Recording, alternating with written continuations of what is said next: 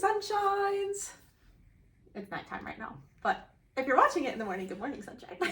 Yeah. If not, good afternoon, good night, good evening, whatever you want to say. Yeah. So we've done a video on me asking him questions as far as like pregnancy and just finding out we were pregnant, things he's excited for as a dad.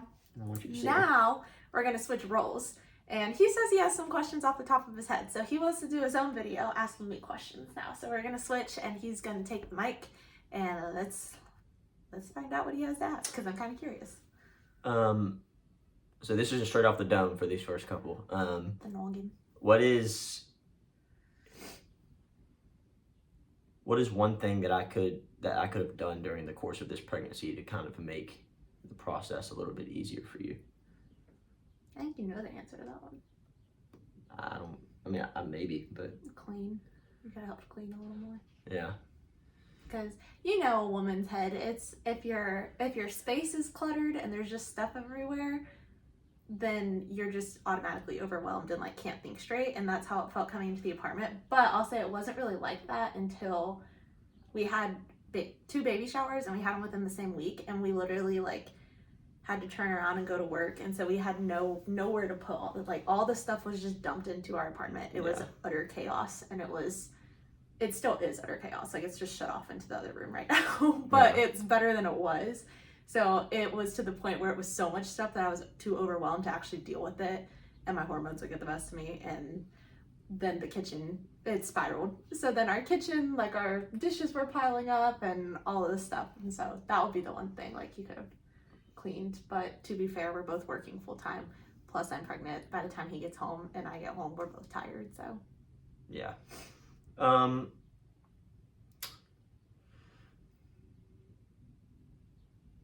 What is one quality that you see in me that you think is going to translate well over to being a dad? See, I got the good questions, man. I have the really juicy good questions, and that's just 2. Can I say a physical quality that I have? And then I'll say another. Sure. Yeah. Physical quality, I hope our daughter gets his eyes because he has the pretty blue eyes. And then we think she'll have curly hair because we both have curly hair. Yeah. Curly dark hair. As you can tell. Yeah. But I hope she gets his eyes for a physical attribute. And then something that will make him a good dad. Like just a characteristic that I have that you think Well, I think just your like goofiness. Like you're not too serious. He'll be a really good girl dad. He's gonna be a girl dad that's wrapped around her finger for sure. Like I've been seeing these TikToks all over and I'm just like, yeah, that's gonna be it. Like I asked him in college, I'll see college girls where their boyfriends will let them do their makeup or their hair or paint their nails, and I've always asked him to do that and he's like, no, I'm not doing that. Well, then I ask if he'll let our daughter do that and he's like, yeah, it's my daughter. Yeah. Rude. Wrapped around her finger already and she's not even born yet. Yeah. So that's kind of crazy. It will always be that way. Whatever. Yeah. I come first though. Yes, she always does, and that's... But apparently he'll cave on that one for her. Yeah. No fingernail painting for my wife, but if my daughter wants to do it, I'll give a free pass.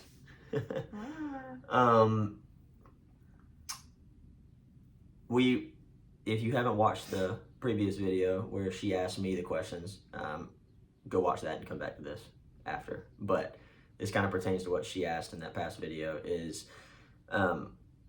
what is one thing, I guess, what is the thing that you're most worried about during the course of just labor itself? Like from the start to the finish, what are you worried about?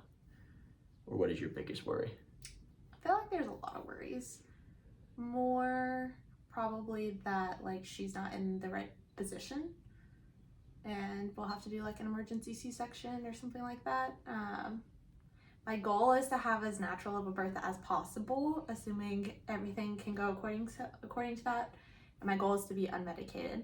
But of course, pregnancy is unpredictable, labor is unpredictable. So even though everything's been smooth going up until now, I know like things can change at the drop of a dime in labor. So if we have to look at other options, we've discussed those and everything. But I think the mental aspect's going to be the hardest. But I think you can get me through it and I can get through it. I think the biggest scare is just like if they do come in and they're like, you need an emergency C-section because she's like breached or whatever happens. Yeah. during labor, what is the most important thing that you think I need to do to help the process for you? Like, I think you need to keep me, I don't want to say moving, but like repositioning. Because obviously pain is going to be the big thing, the mental aspect of that, but there's so many different positions and counter things that your husband can help with. So I think him just reminding me, like, when I get to the point where it's unbearable, okay, let's try a new position, or let me try this counter pressure on you, and like just keep trying things to try and make it more bearable on me so I don't cave. Yeah. All right, so try to pertain these questions more to like the general audience, so they can, if you're like kind of at 20 weeks or 10 weeks or 30 weeks, whatever the case is, as your husband, this is for all the husbands out there, what is like something that you feel like from the start of pregnancy to the end of pregnancy that should be like just a non-changeable rule that husbands should kind of do for their wife when she's pregnant? Like something that's just to make it easier for you to go 40 weeks pregnant, or however long it is for some people, but just what can I do? I'm talking in the sense to you, but in general, husbands do to make it easier for the wife during the course of pregnancy. Just reminding them how appreciative they are, but also how beautiful they are. Which he has done a really good job of it, because that's been like the hardest part of pregnancy, other than like lack of sleep or exhaustion, I would say, is just the physical changes. Like you know they're gonna happen, and no matter how much you prepare mentally for that, I feel like, especially growing up as a dancer and somebody who loves fitness, you're never quite prepared to see the actual changes, and when your clothes just aren't fitting, especially when you're in the awkward stage. Because for me, it wasn't evident of like, you could look at me and be like, she's pregnant, until the third trimester. And so for almost 30 weeks, it just felt like I looked awkwardly bloated all the time. And that was honestly harder than actually having the bump, because now people look at me and they're like, you're obviously pregnant.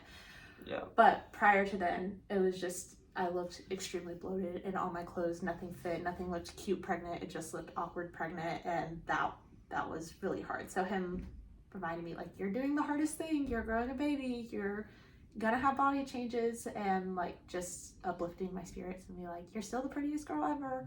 Yeah.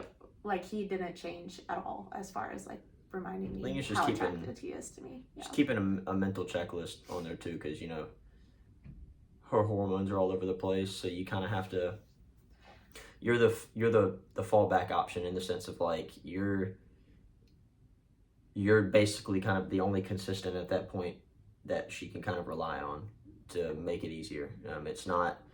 But he also helped me, because I said we're both very active and go to the gym regularly, and I said from before I was pregnant to us finding out I was pregnant, I was like, keep me consistent in the gym, like do what you need to in order to get me there. And really it hasn't been an issue until the third trimester, I would say, like these last few weeks, because my body is really relaxing, and like not my ankles, but my feet have been swollen, my hands have been swollen, my face has been swollen, and it wasn't until probably 35 weeks all of that kind of hit at once. So then it made going to the gym a lot more uncomfortable.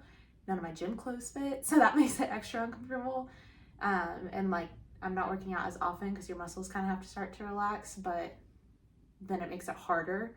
The less you're in the gym, the less you want to go to the gym. Yeah. So he's been good at, well, come to the gym with me, or you're gonna feel good once you do it, or anything's better than nothing. Even if it's a 20-minute workout, that's better than zero. Like, you'll be happy you did it afterwards. If you haven't bought your wife a walking pad, get her a walking pad. Yeah, I love my walking pad. That was a birthday present this year. Yeah, because that's been a good benefit. Because here's the thing, there's gonna be some days when going downstairs and moving weight is just not feasible, but it's just, it's hard to do because you're 34 weeks pregnant, and I'm also uncomfortable. Like I said, the gym clothes don't fit, and it's just. And you don't want to allow me. And like I said, some people, everybody's mental about it is different. I'm obviously not the one pregnant, so I'm just speaking on what I've observed from my wife. But like, so sometimes I still want to work out, but I want to hide out in our apartment. And so now I have a walking pad. I can get my steps in if I need to, and then I keep a pair of dumbbells.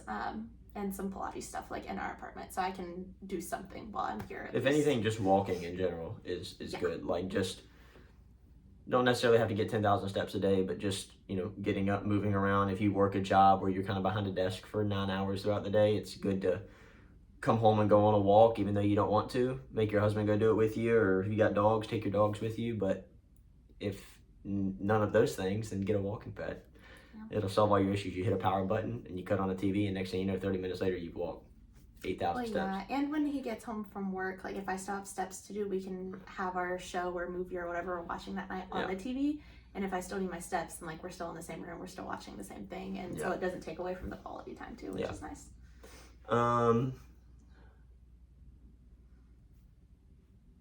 Off the dome, come on. Yeah, get the noggin rolling. what would you say is for you? What would you say for you has been the easiest part of pregnancy that you think that, because everybody's pregnancy is different. Everybody feels things differently. Everybody has different, experiences. Like, what did you feel for you that maybe you've seen online that people state has been like a really hard part for them is kind of easier for you, that you really haven't had too much of a issue with that or a struggle with that?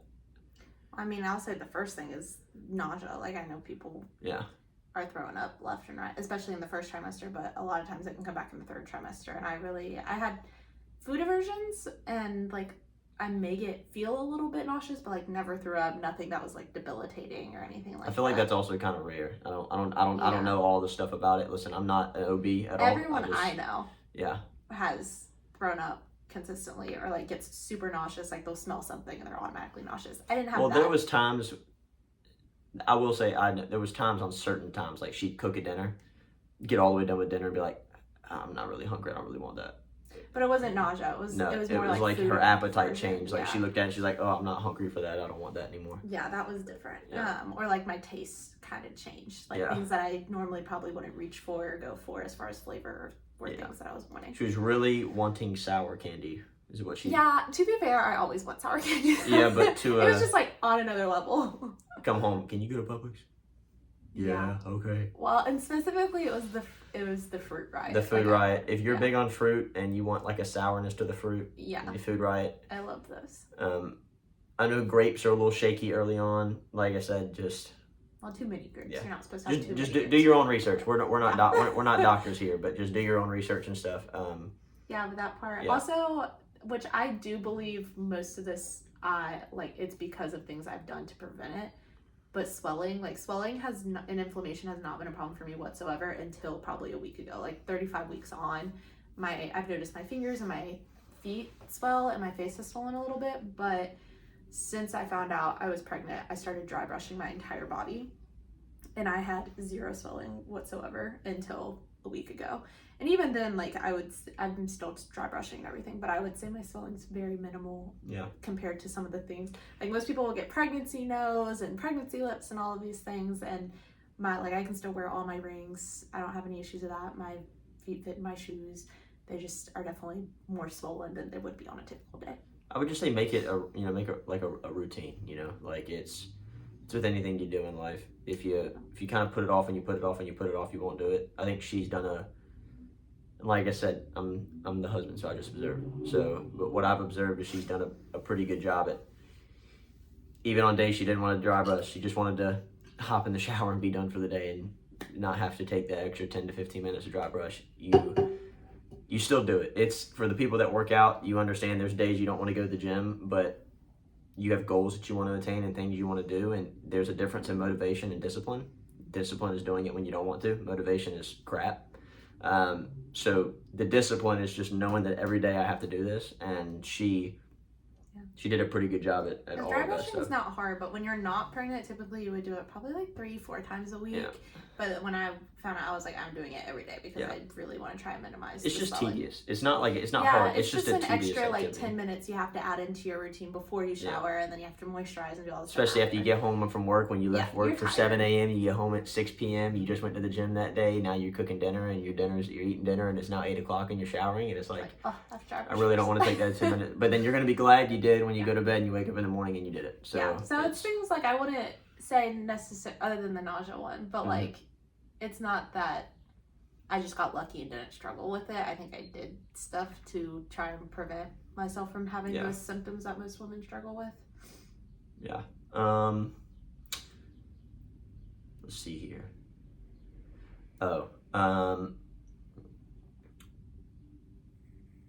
What is once our baby is born, which we can't wait, once she is born, what is the biggest worry that you have about kind of just our child entering the world? Like, what are you worried about, in the sense of, is it like health, or is it, protection over her, or like just what is your biggest?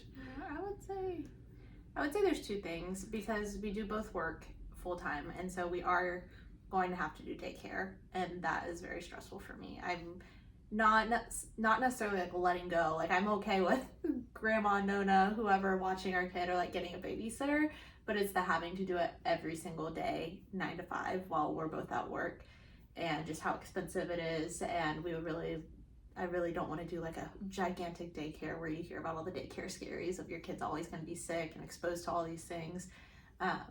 That's my biggest like anxiety thing I think I have right now for after she's born, because you have to figure that out pretty quickly, and that like is also connected to her health. Like, obviously you don't want your baby to get sick, especially in those first 3 months. They're pretty critical, which we'll be home and minimize contact and stay outside and things like that to help with that. But any crazy sicknesses, and then figuring out daycare situation, because I also don't want to miss anything. They grow so fast, ridiculously fast.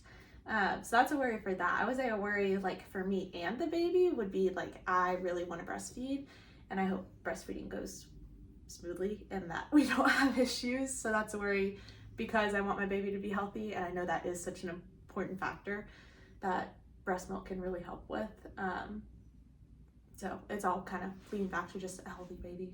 Yeah, I feel like health's probably everybody's number one worry. Yeah. Everybody has, different things that they really hope goes well, or that they worry about, but I feel like health's a pretty universal one. Everybody wants their baby to be healthy.